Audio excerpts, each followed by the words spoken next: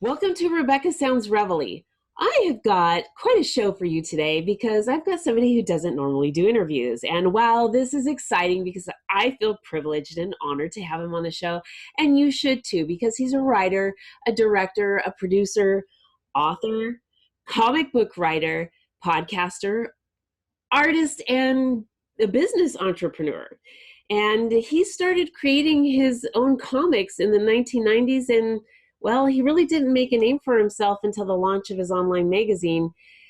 But that was called A World of Myth. So there's a lot that is going on with him, which is absolutely incredible. He founded Dark Myth Production Studios, and he did start publishing work outside the magazine.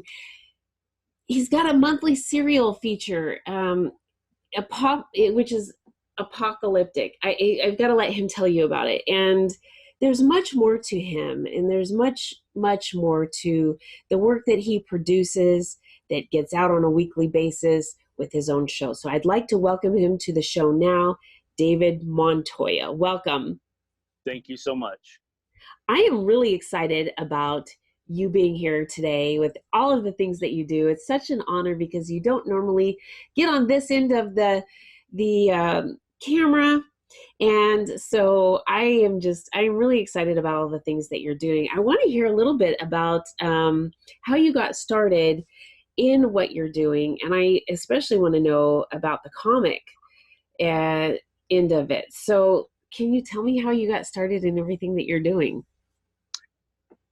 Let's see. Well, I guess the best place to start is the beginning, huh?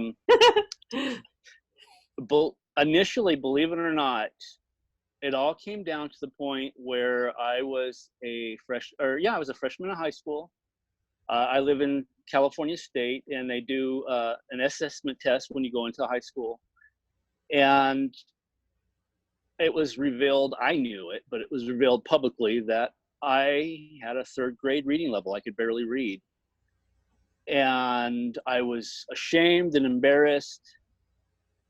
And, many times multiple teachers had tried to encourage me, family tried to encourage me to read. It was just something that never really sparked my attention. But I've always loved art, always. My parents would tell me, as a little boy, I would be drawing.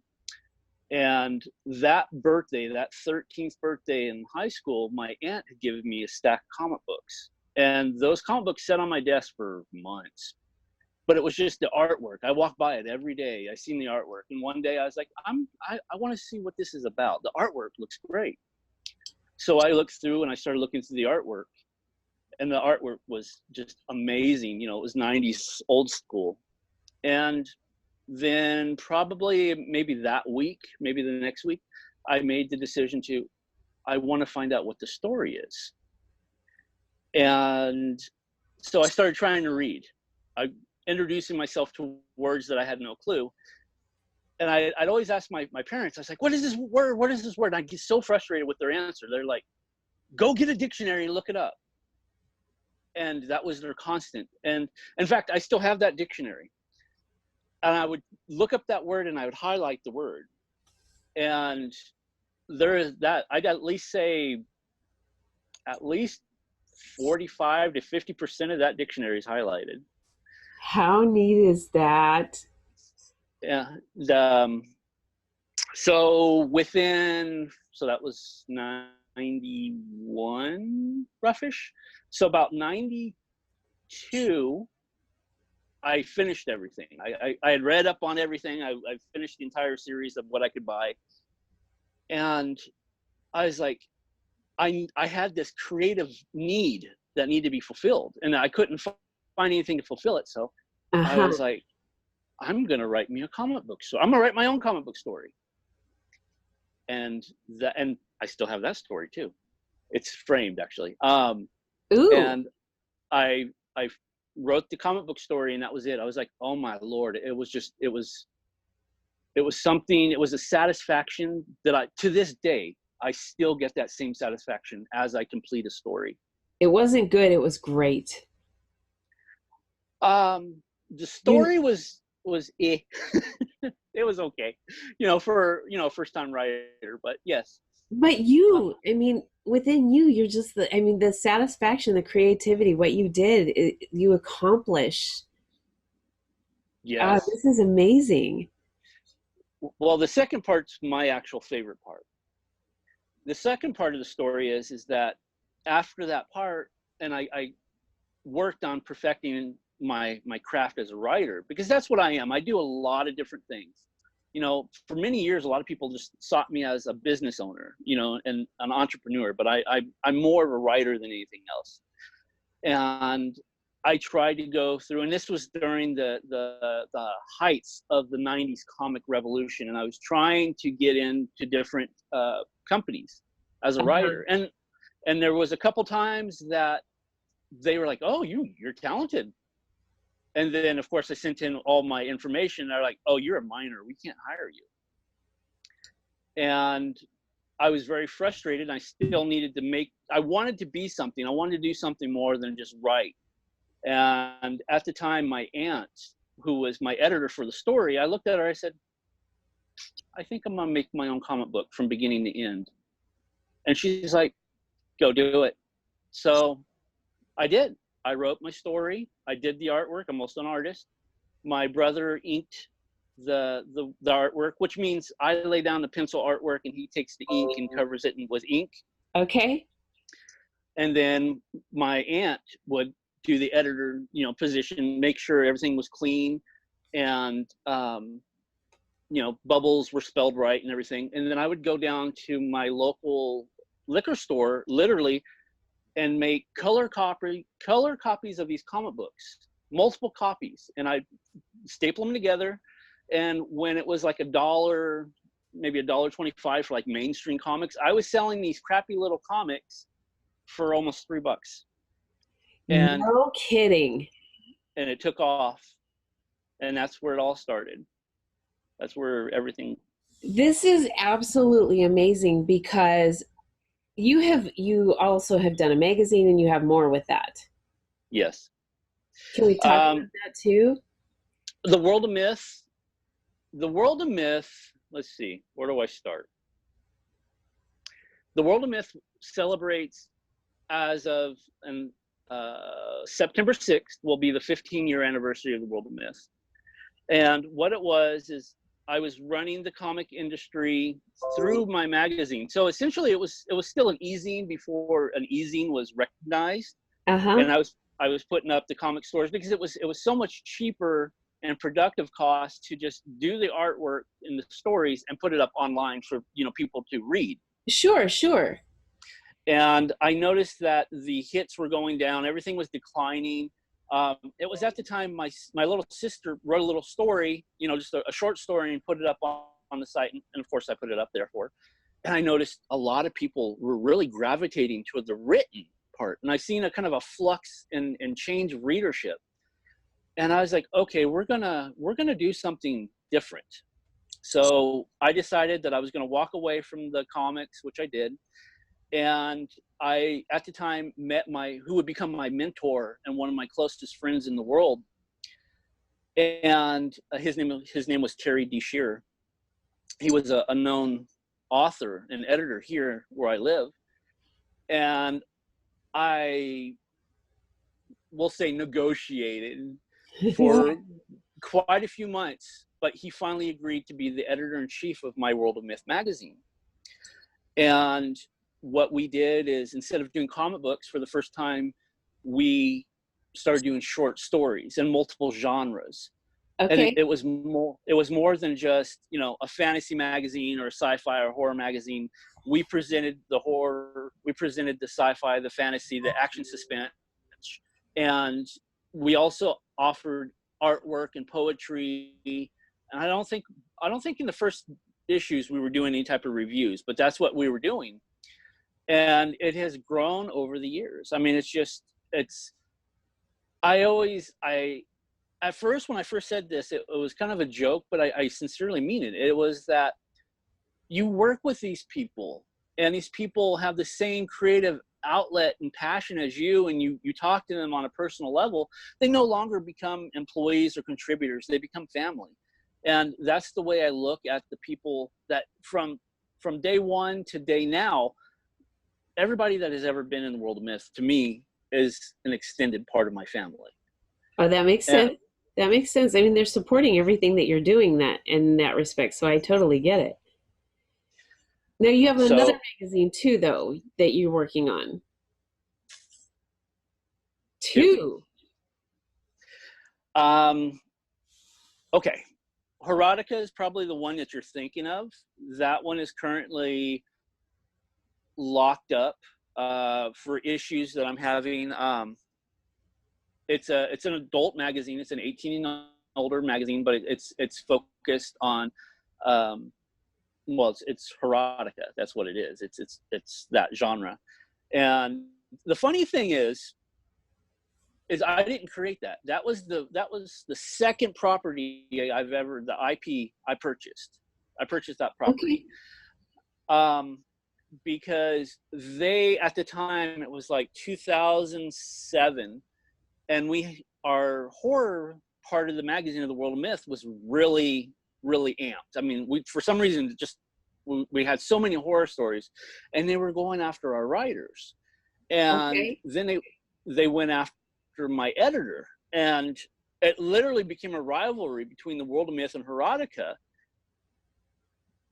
In the end, I ended up purchasing it from Griffin Moon LLC, and I purchased the property rights, and that's how I became the Wow. owner. Wow.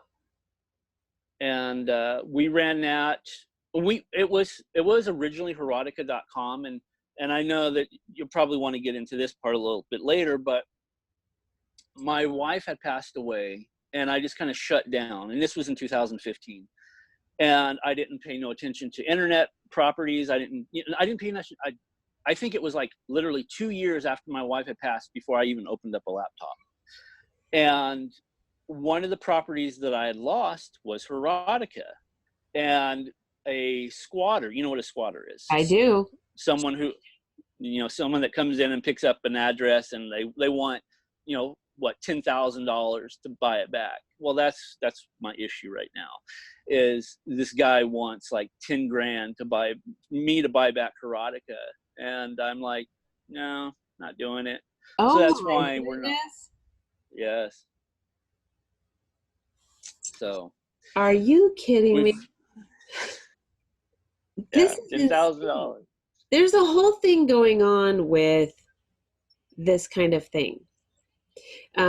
There's people going to houses and listing them on the internet, these empty houses, and listing them for sale. And there's a whole thing about squatters and misrepresentation, and just a lot of ugly things that are going on, and people are really losing a lot of money on this. And I am so sorry to hear this, because this is a huge challenge. It A huge is. And challenge. And the we problem is, you going to court to fix it, you have to pay for all the fees. exactly. So where we're at now is kind of a stalemate. Like, okay, I'm not buying back the domain name, but if you use Erotica Online Magazine, I will sue the crap out of you, because I own that trade. So we're at a standstill, and that was the second magazine. Wow. Yeah. Wow. That is very interesting. So, okay, so let's kind of go to a positive note here. Let's talk about your podcast. Because Yes. you have quite a podcast going. With your show is just growing, and it's awesome. 2012 is when I started podcasting, and the whole idea is I was working at then I was working in a hospital. I have 20 years as a hospital experience, cardiac experience, I mean. And I wasn't seeing my family, I wasn't seeing my friends, and I just felt like I was getting distance between them, and someone told me about podcasting. I was like, pod wedding? And so I looked into it and I was like, that would be a great idea to have my friends and family come over, just talk about stupid stuff and record it and make it a schedule, make it a business thing. But at the same time, I get to see my family and my friends face to face and we can laugh together. Uh-huh. And that's the initial concept behind it, is how it was born. And at the time, I only had 2 kids, Jaden and Zoe. And of course, our last name is Montoya. So I named it, my company, Jay for my son, Zoe for my daughter, and Mon from our last name. So the company's name was Jazel Mon. And the podcast, I was trying to be clever, is instead of taking the Mon, M-O-N, instead of putting podcast, I took the P and put M, so Modcast, and stuck it to the Jazo Modcast network. That is awesome. And that's where it came from. And one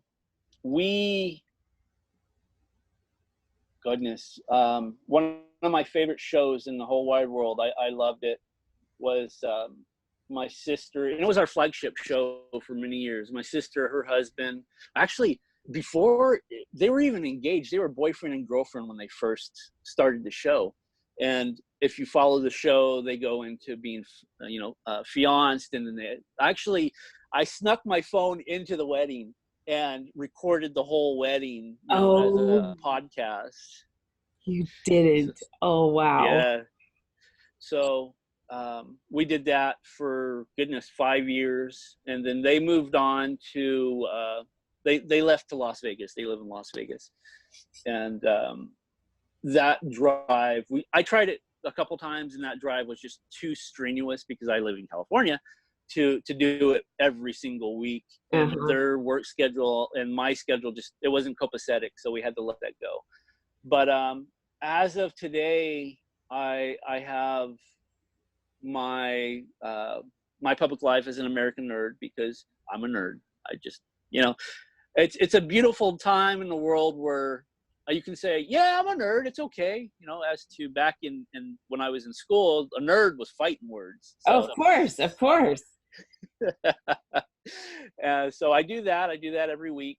And I talk to, I don't really do that many shows, interviews for that one. I just kind of geek out. It's my outlet to geek out on nerd culture.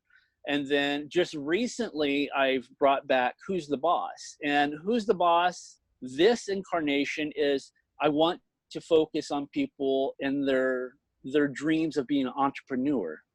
And it doesn't matter what it is.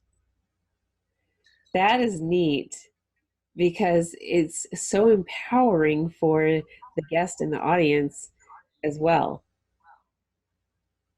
Yes. And that was, and I think that I'm hoping that someone that walks away from, or not walks away, but they've listened to it, they feel like, I can do this. I can try my dreams, because there's nothing wrong with trying it, and there's nothing wrong with failing at your dreams, because you learn from your mistakes and try again. Lord knows I've I've made many mistakes. But that's the thing of it. You learn from them and you grow from them, and those are the things that help make you successful, because you are equipped for better decision making from past Absolutely experiences. So that is a really good point to make. And so, yeah, definitely. I love this. And so you have a lot of things that you do that you're very talented at. You're artistic. You have good business sense. You just really have an amazing array of talent, and you're using it, and you're including your family in this. And this is so, it's just, it brings such warmth to the heart to know that you're including them as well with the things you do. And you have something now as well. Well, let me go back to the comic books. Are you still doing comic books now? We are working on revising it because of the whole the launch of the e-comic has kind of revolutionized everything and Okay. kind of readjusted the industry. So we are trying to figure out where independents like us would have our footing in it. So it's there, it's being Yes. worked on, but it's not released. Well, that makes a lot of sense because I mean, you've got the two majors in that industry, and I can understand that. So, and I would want to keep that for myself as well. I'd like to be, if I, I'd be an independent too. So that I can completely understand that. It's pretty neat though, what you have going on and the amount of things that carry over to help others. I just love it. And you've got something special coming out in December. Can we talk about that? Yeah, absolutely. Um, Most of my adult life, I think I've focused on promoting and help. I think that was like one of my biggest skills or gifts, if you even want to call it that, is I can track something. I can see something in an individual that they might not even see, like a diamond in the rough, and I can really just pull it out of them. And that's what I do. That's like one of the big things of the world of myth is I'll see someone who's like, oh, you're really talented. And I will work with them and help them get into a book deal, which I own Dark Myth Publications. So I do book deals.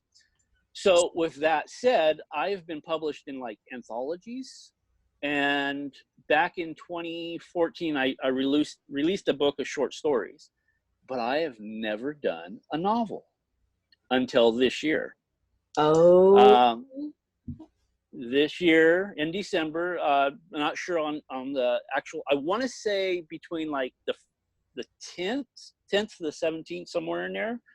Um, my very first novel. It's a murder mystery. It's called Through the Eyes of Madness, and I've been working on it for almost 2 years. I love it. Through the Eyes of Madness. Wow. So this is very exciting. Are you going to be doing book signings? I'm going to do one book signing, which kind of goes into the pop culture expo that I'm working on. Oh, very Um, nice. I'll be there and I will set aside some time to do some book signings. But as of right now, I'm just like really swamped. You are. You have a lot going on, and I really appreciate you taking the time to be on the show today because you have a lot going on. But I really want people to know what you do, and what you do is done very, very well. Thank you. I want them to catch on to what you're doing. I want them to be able to get a hold of your new novel.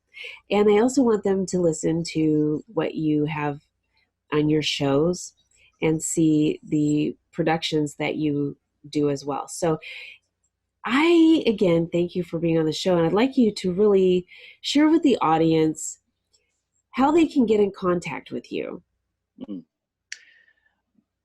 You can always track me down on Facebook, and it's facebook.com/david.k.montoya. And that's kind of like to track me down because there's tons of David Montoyas in the world. How I separate myself is David K. Montoya. So you can go there, or you can go David K. Montoya at Twitter, or same thing with Instagram, or you could just put DK Montoya at jayzomon, JAYZOMON.com. And that's my email address. And it might take me a week to get back to you, but I promise I'll get back to you. That's fantastic information. And so I have a question for you too. So with Dark Myth Productions, publications, do you take on a writer who wants to publish a book? Absolutely. In fact, we did something really special this year. It's called Open Contract Challenge. And initially we took 50 contributors. And it didn't matter if there was going to be a poetry book, an art book, a novel. And we put them through these different challenges. And we're getting, it went from 50 to 20 to 10. Right now we're at the final 5. And then Monday, we're going to figure out who is going to be in the semifinal, the final two. Now, the semifinalists automatically get an ebook deal. They will be published, their book will be published in Kindle format for sure. And then whoever the grand prize winner is will get a paperback, a hardback deal, the ebook deal, plus they get cash prize, plus they get a ticket to PCE, the expo, for a signing. We'll put them up for dinner in a hotel during the process, and then we'll ship them back to wherever they come from. So, no kidding. This is fantastic. This is really fantastic. So there's a lot that you offer. You have your show, you've got your publications. I mean, this is rocking. This is really absolutely rocking. And for anyone out there who's ever thought about putting their work into a published format, whether it be print or digital, Dartmouth is right here. And it can be done for you. And man, I wish I would have known about that contest. I got to tell you, because I'm a writer and I would have liked to have known about that, but maybe in the next go. So with that said, do you have any other upcoming events like that at all? Let's see, September, we're having, which we're putting out into a digital and printed format for the magazine, because it's the actual 15-year anniversary. And don't hesitate. If you feel like you can, it doesn't matter if you're a writer, an author, a poet, an artist, a reviewer, if you feel like you can give us something that's worthwhile, can I plug my editor's email address? Is that okay? Yeah. The editor-in-chief, Stephanie Barty, she does a wonderful job with my magazine. I have to give her high kudos, and I should have given it to her sooner. She's the one that keeps the ball rolling when I'm off on doing my umpteen zillion other projects. Send her. It doesn't matter if you've never been published before. We love it when you're not published. Send it to her, Stephanie Barty, and it's STEPHANIEBARDY at theworldofmyth.com. I love it. All right, give out your information one more time before I let you go. I know that you're a busy man, and I appreciate you so much for being here today. Oh, I had a blast. Yes, thank you. I admit I had a blast. I was kind of hesitant at first, but I had a blast. Again. We do it again. We're going to do it again. So anyway, give out your information so that everybody can connect with you. Okay. All you have to do, type in David K. Montoya in the search bar, and you'll find me at Facebook, Twitter, Instagram, or DK Montoya at jayzomon, JAYZOMON.com. I love it. Thank you. I'm so excited. Okay, thank you. And I want to thank all of you for tuning in to another episode of Rebecca Sounds Reveille. I hope that you get connected with David. And if you've had that desire and just never acted on it, now's the time. You can actually have your work published. And you've got somebody who has started with a desire and really taken the steps to make his dreams come true, and he can help you do the same. So thank you again for tuning in. I hope that you take the time to share this episode with your friends, your family, all over social media, with everybody that you know, and even those you don't. Thanks again.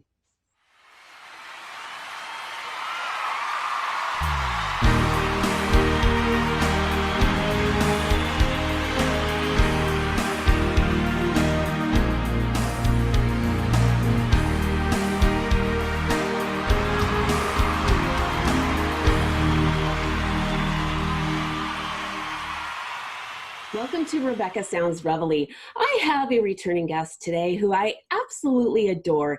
He is incredible because he provided you with a lot of information on the last show that he was here, and he's going to do the same today. In fact, he is a member of the Presidential Who's Who, the $1 Million Round Table.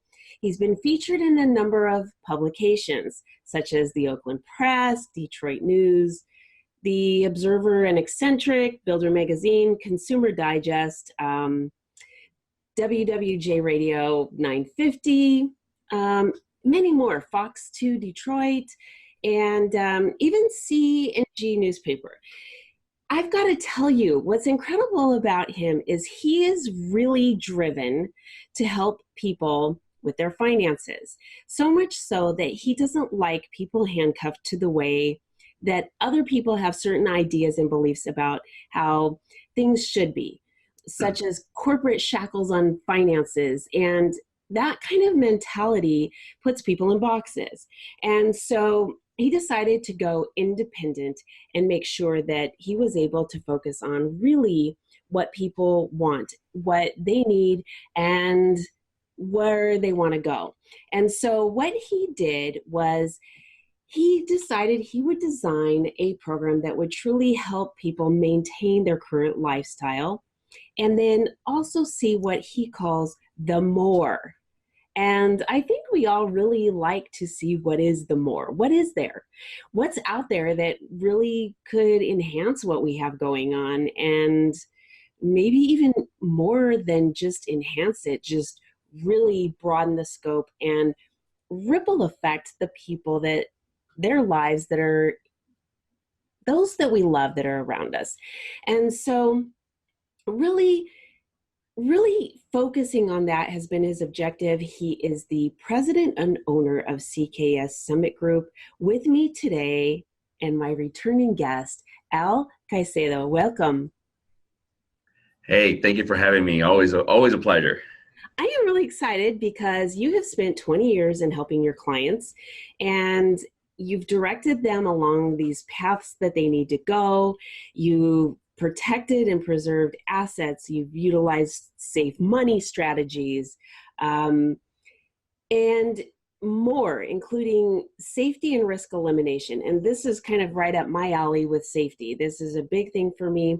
And with what has been happening in the terms of safety and risk, it's been a big deal right now. There's even, I knew you might be familiar with this, I'm sure you are, because a lot of people are worried about what's going on with their finances since the big issue with the credit bureau leak and what is happening with identity theft. And so risk and safety precautions is pretty much paramount right now. Oh yeah, absolutely. It's really paramount in every aspect of life, I feel. You were just talking about the credit risk and everything else that's going on right now with all the breaches and everything that's going on in this world. So we have that type of risk, and we have financial risks that are going on. And, we're sitting right now in pretty dynamic times as far as the economics are concerned. And with so much going on, the Fed manipulating interest rates, you have our president fighting with other countries with trade wars. Yes. And, at the end of the day, that has a ripple effect, and it comes down and affects us as the investors, as people, as citizens of this country. So, we're living in pretty dynamic times right now, and, the alarms are out there. So now it's just navigating through all that and getting through all these crazy times and maintaining what we focus a lot here on lifestyle, maintaining your lifestyle through all of this.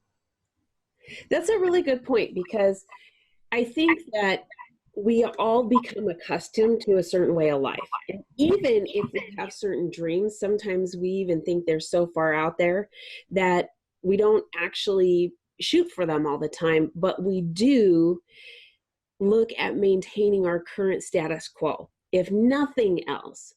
So to think about how to maintain that, how to protect that, our circle, our comfort zone, what do we need to do to prevent a situation that really could be catastrophic to our lifestyle, to our self-esteem, to everything that is us? Well, financially speaking, because that could go into so many different avenues, but financially speaking, I think one of the things that as we move closer to that retirement age, we decided many years ago to really just concentrate on that pre-retiree, retiree individual And it's been, to watch those dynamics and everything throughout the years has been, just exciting and wonderful for us to be part of. And really is we have to, as we get closer into that time, we're going to say, hey, you know what? We worked for this money for the last 30, 40 years. Now this money has to work for us for the next 25, 30 years. Is understanding that time is an issue, and understanding that if we make mistakes early in retirement or getting close to retirement, it really changes how we're going to live. It's going to really change the lifestyle we want to live. And when lifestyle changes, then all the other changes starts happening, because from there it's a ripple effect into our own personal being, because we're not happy. We're not doing what we thought we were doing. Everybody has a lot of people have delayed gratification, where they've delayed a lot of things so they can have a decent, outcome. Yes. And if you make a mistake, then all of a sudden, all that delayed gratification that you did and all the sacrifices that you did now become an issue, because there was a mistake done. And now the years where you thought you were going to be able to, reap what you sowed, it's gone. So it's really important to understand that transition, and to really understand the need to be able to manage risk as you're going closer into those years of retirement, or if you're in retirement. So is for somebody that was just starting out, and they say, what do you mean, Al, by risk? Are you talking about investing, or just safeguarding my assets in a way where it's like I have to look at what happens as far as planning is concerned if something happens to me? What a 401k type things? What really do you mean by risk? Risk is the amount of risk that you're taking, the amount of what I would say, the amount of gambling you want to do with your life. Really. As far as, because it is, when we play the stock market, it really is, it's just legalized gambling. But, we as we get older, when you're younger, we're really concerned about growth. And, we're pouring money into our 401ks, we're putting money into IRAs, we're doing all these things so that the one day when it gets here, we have something to supplement our income with, right? So we're very growth oriented as we're going through that process. However, when we're getting close to that retirement age, now we have to manage the risk. How much risk are we willing to, how much of our money are we willing to just lose? There you go. And feel okay with? How much money is it that, what is that number? If you lose 10% of your portfolio, 20%, 30%, 40%, 50%, because I always tell my clients, risk is equated to how much you don't care about what you're losing.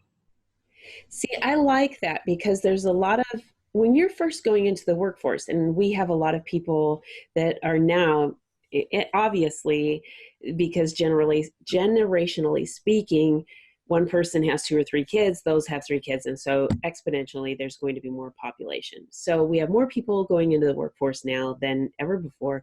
And so there's going to be people now going, I don't understand what's going on with finances when it comes to risk, portfolios, 401k, 403b, what do I do?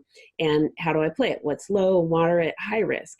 And I think what's really important is they have someone that understands this and can talk to them about what they want their lifestyle to be and what their current lifestyle is, and say, okay, what kind of person are you?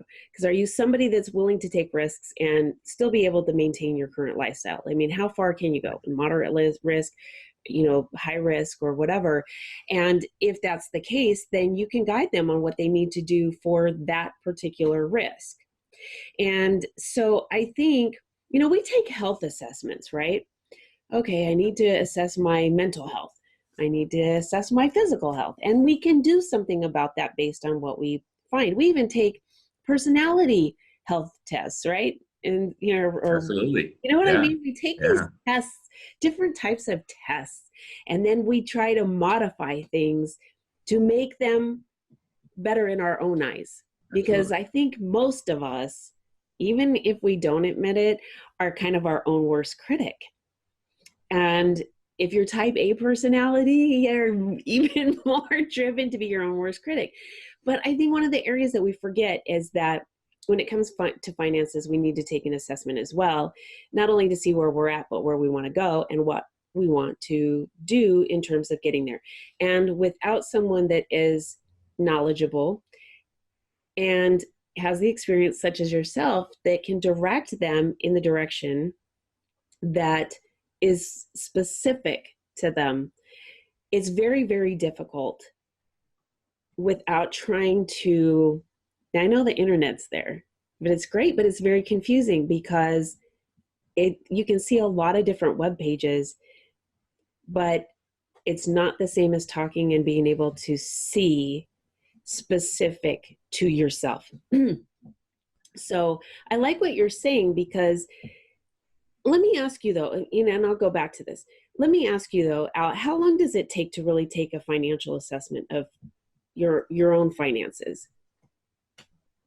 Well, it depends how complicated it is. I mean, certainly, at least an hour or a couple hours worth of trying to get an idea, because, it's kind of like it's interesting to me always that we always go look, when we're in trouble with our car, we go to a mechanic. When we're not feeling well, we go to a doctor. We still might go to WebMD, but eventually we end up calling a doctor. Yes. For some reason, when it comes to finances, people have an aversion to asking for help when it's not necessarily their career or their path. They're off doing something else, but everybody seems to think that they can just figure it all out on their own. Not everybody, but a large majority of people. And so to me, I think that educating yourself, about your own personal finances, your own personal well-being, I think is really, really important. Because what happens, most of, at least, what we see here in Michigan, for example, we see a lot of people are 401k driven and IRA driven. And so they have most of their money is invested through their employers, not too much on their own, but mostly through employers. And really, there's not much education going on in there. People don't really know what they're doing. Yes. They're getting what I call desk advice. They look to the guy that's next to them and the lady next to them, and then what they're doing. Oh, maybe I should be doing. Oh, okay. He said to go buy this. I'll go buy it. So I am guilty of exactly what you are saying. So when I'm retired now, and even now, I don't even have someone without going to someone like yourself to be able to turn to and say, well, what are you doing, right? Because unless you start, circling yourself with retirees, which you always want to maintain a good circle of influence, but unless you're doing that, you don't know. And most of them will say, well, I have Social Security, or I have this, and there's a different type of reliance. Okay, but in the workforce, you are 100%. You go to HR, you sign up when you get hired with all these different things. From there, you kind of don't know, unless one of the organizations that you have, like an association, will say, okay, let's get someone from such and such CKS to come in and give us a presentation. They can educate us a little bit better. Unless that happens, you're really asking the next guy, who did you go to? And they're saying, well, this person said this. And I can remember very vividly someone saying, hey, that 401k that we all got? I'm going to tell you what, I found something for us that's a little bit better. I'm really making some bank on this one, and it's a 403b. And I'm sitting here going, well, what is that? Well, who do I talk to about this, and what do I do? And I mean, it's just deer in the headlights look, because now you're wondering if their situation applies to you, but maybe it doesn't. Yeah. You can have somebody with a heart condition, and they're taking a medication, and you have the same heart condition, and you take that medication, and it can kill you. Mm-hmm. Financially, it's the same thing, and you can commit financial suicide by just following what other people are doing and not really taking I always say you have to inspect what you expect. Oh, I like that. Without inspecting what you have going on, you have no idea what the expectation is. So it really gets back again to self-evaluation, to really finding that individual that can help guide you, that has dedicated their life to doing so. And not that other people around you don't have savviness or intellect, but we always have to be careful that everybody's doing their thing based on their life, based on Yes. their position, based on everything, not on yours. And so when you get an independent evaluation of where you're at, the worst thing that can happen is that you learn something, that you have an idea, that you now have a course, that you now have you now have a vision, and you have an end result, a goal in mind.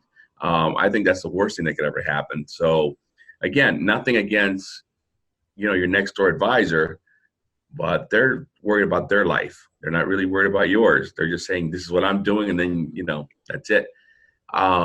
Individuals like myself, we are vested in our clients. This is what we love. This is in my case, this is what I love. This is what I live for every day, so that we're making a difference every day in people's lives. So I just think we have to get back to again inspecting what we expect, and and moving on. I think that is a really good phrase. That is something that we need to think about, inspecting what we expect, because we don't look at our expectations oftentimes. I mean, they're in our head. Sometimes they're just fleeting thoughts. And what's really interesting, and I have found this on a personal level, I don't know, it will apply directly. I don't know if you have ever had this situation yourself, and you don't have to mention it here, but I'm going to call myself out on this. And that is the most disappointing thing I have found in other people is when I think they've let me down, it's because I've placed an expectation on them and it wasn't met. And the thing is, they shouldn't have been anything other than themselves. They didn't know it to me to know what I wanted of them.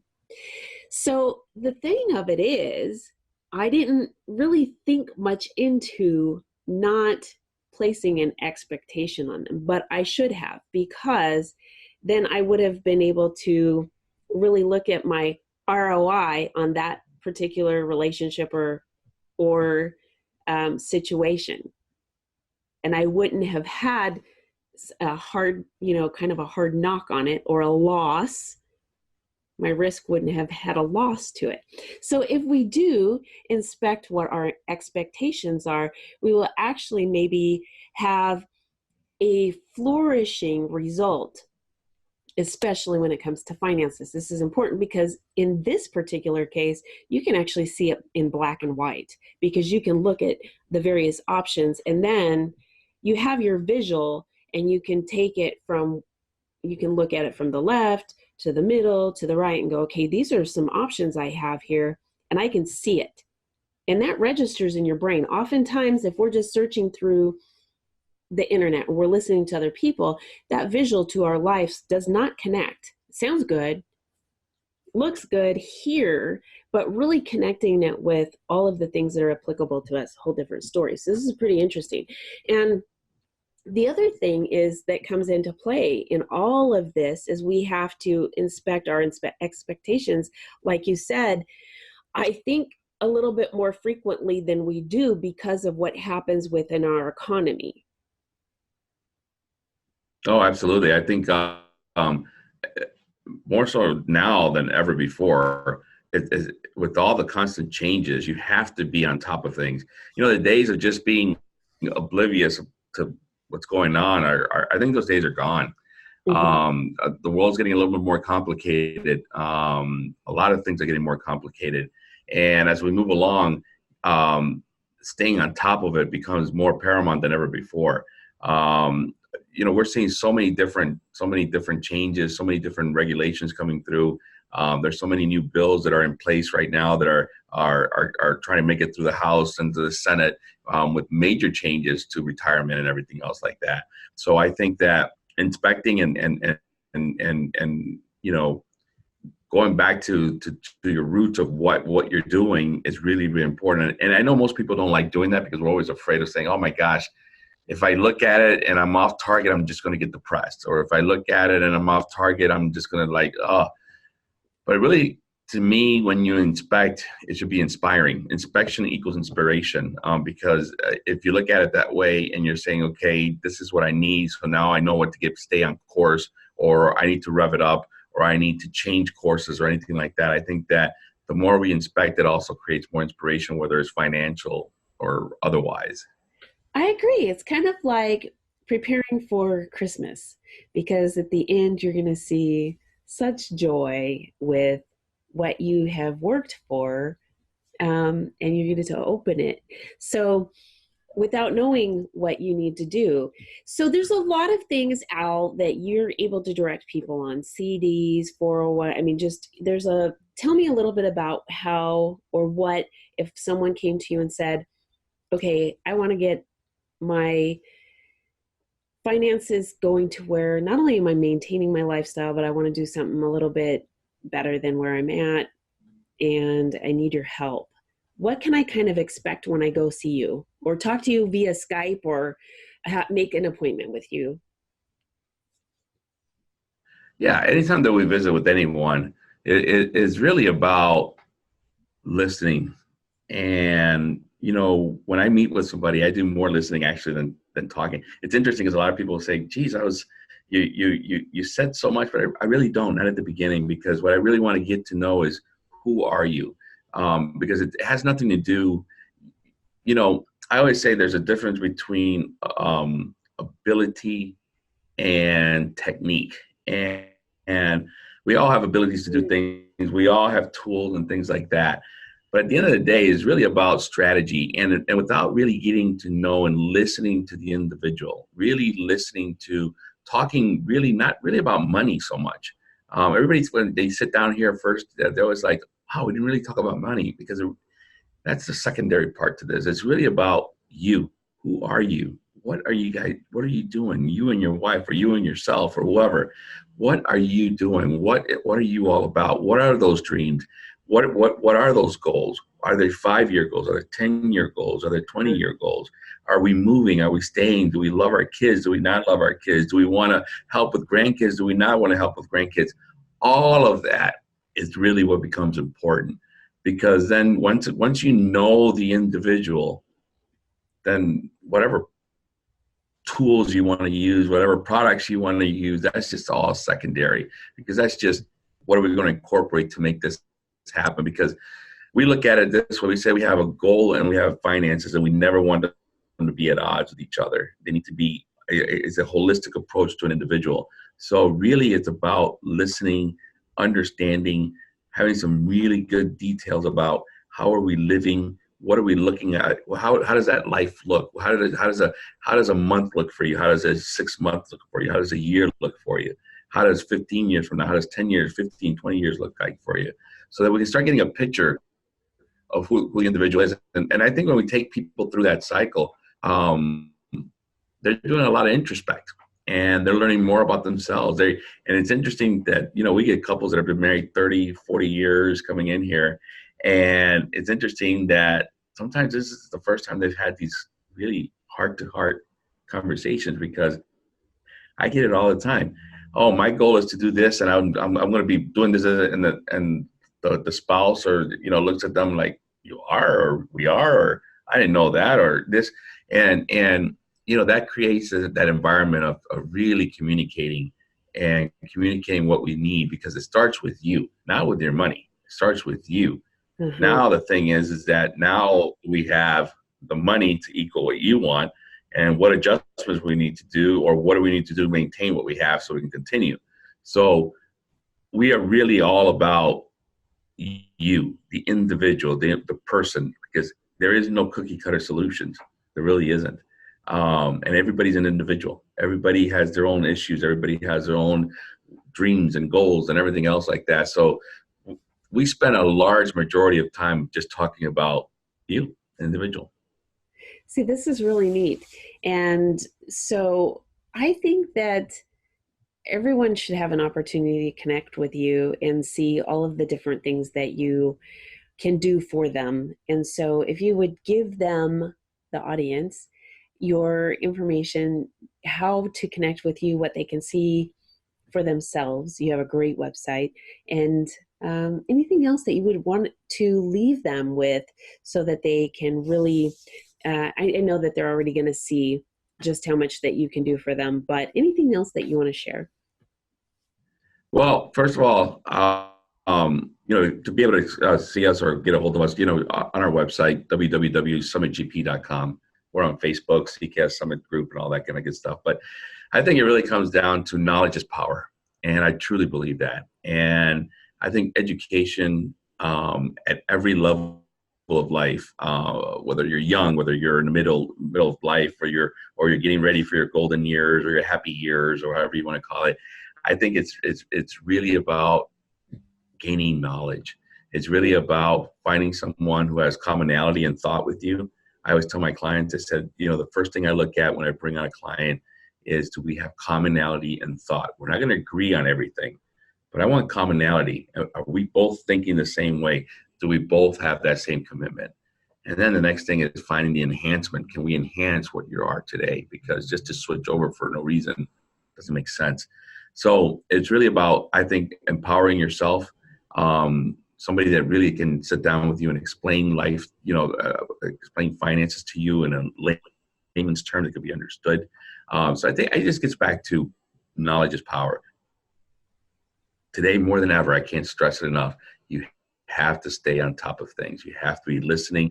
And if you're not doing it yourself, hopefully you've aligned yourself with somebody who's giving you the information that's really pertinent to you. And it's not just going to the masses, but it's really caring about you yourself. I love it. Thank you so much, Al. I think what you've said, I'm just so touched, because education is number one. And well, being us is number one. Education is number two. But these all go hand in hand. Knowledge is power. And building and establishing a really good relationship with each other is so important, with everybody that is going to be a anchor in our life, and someone that's going to be anchoring to our finances is essential for us to have a good relationship with. So I love that is the most paramount thing that you think of before finances. So thank you for being with us today. Rebecca, thank you for having me. It's always a pleasure. Mm-hmm. I think so too. I'm excited to have you back. Thank you. Look forward to it. And I want to thank all of you for tuning in to another episode of Rebecca Sounds Reveille. With us today was Al Caicedo. And I've got to tell you, this has been quite interesting. Remember, knowledge is power. And you've got to take a look at so many things that you hadn't taken a look at before in your finance area. Don't just look at your bank statement. Look at everything that you've got. And Al is definitely somebody to talk to, because he has his interest in you first. Lifestyle enhancement. This is fantastic. I also want you to share this with your friends, family, coworkers, everybody you know on social media, and those that you don't. Also, don't forget to connect with us on Facebook, facebook.com/Rebecca Sounds Reveille, and click the subscribe button on YouTube. I look forward to talking with you, and until then, thanks for tuning in.